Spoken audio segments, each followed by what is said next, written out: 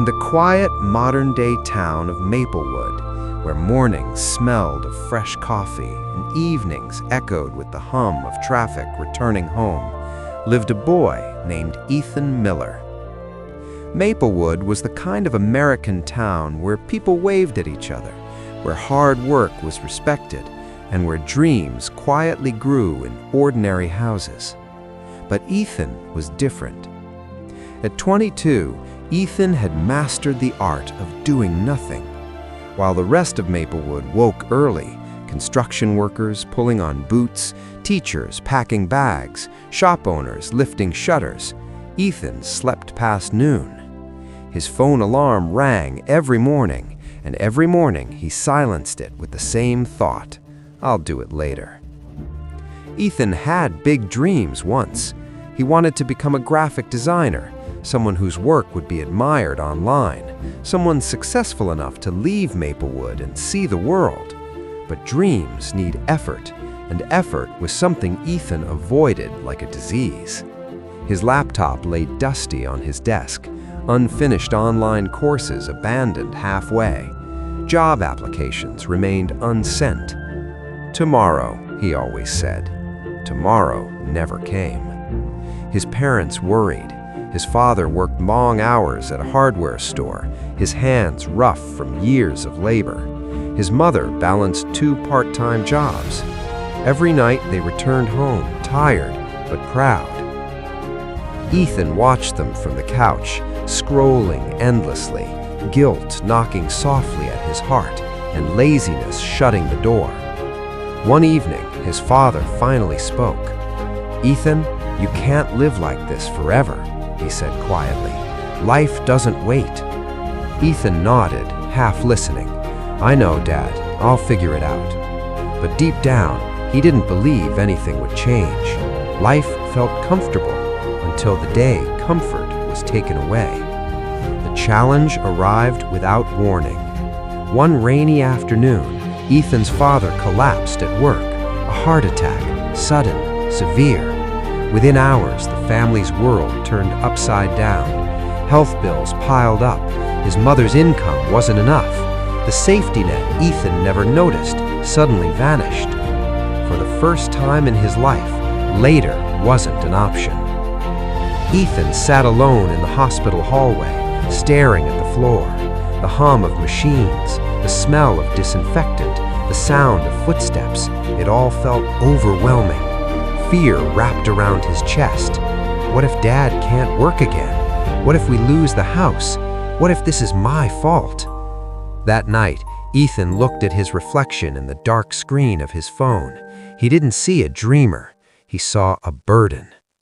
The next morning, something changed. Not dramatically, not magically, but painfully. Ethan applied for a job at a local grocery store. Minimum wage, early mornings, physical work, the kind of job he once mocked. When the manager handed him the uniform, Ethan felt a strange mix of shame and determination. His first week was brutal. He woke up sore, his hands ached, customers complained, his legs burned from standing all day. More than once he thought of quitting. Laziness whispered, "You don't belong here, go back to the couch." But then he remembered the hospital room, his father's pale face, his mother's tired eyes. So he stayed. This was the road of trials, the hardest part of the hero's journey. After work, Ethan was exhausted, but instead of collapsing into his old habits, he opened his laptop, slowly, reluctantly. He began relearning graphic design, one lesson a night, one small step. Weeks turned into months.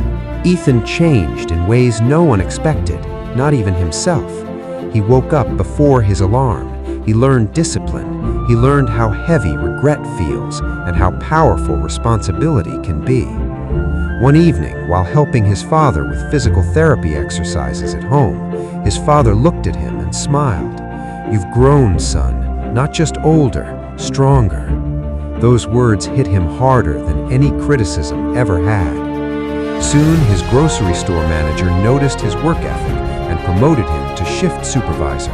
He saved money, paid bills, and, most importantly, rebuilt his self-respect. Then came the transformation. Ethan submitted his graphic design portfolio to a small marketing startup based in a nearby city. He expected rejection. Instead, he received an email titled, "We'd like to talk." The interview was nerve-wracking.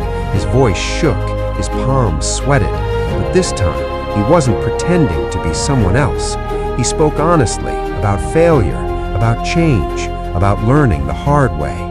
A week later, the offer arrived. Ethan sat on the edge of his bed, tears rolling down his face, not from success alone, but from realization. He had wasted years believing laziness was harmless. Now he knew the truth. Years later, Maplewood still looked the same. Quiet streets, warm mornings, hard-working people. But Ethan was different. He volunteered at the local high school, speaking to students who reminded him of his old self. Laziness doesn't just steal time, it steals potential. And once it steals your future, getting it back is painful. Ethan never forgot where he came from or who he almost became. Moral of the story? Laziness destroys dreams silently. It doesn't shout, it whispers. And by the time you realize what it has taken, the cost is already high.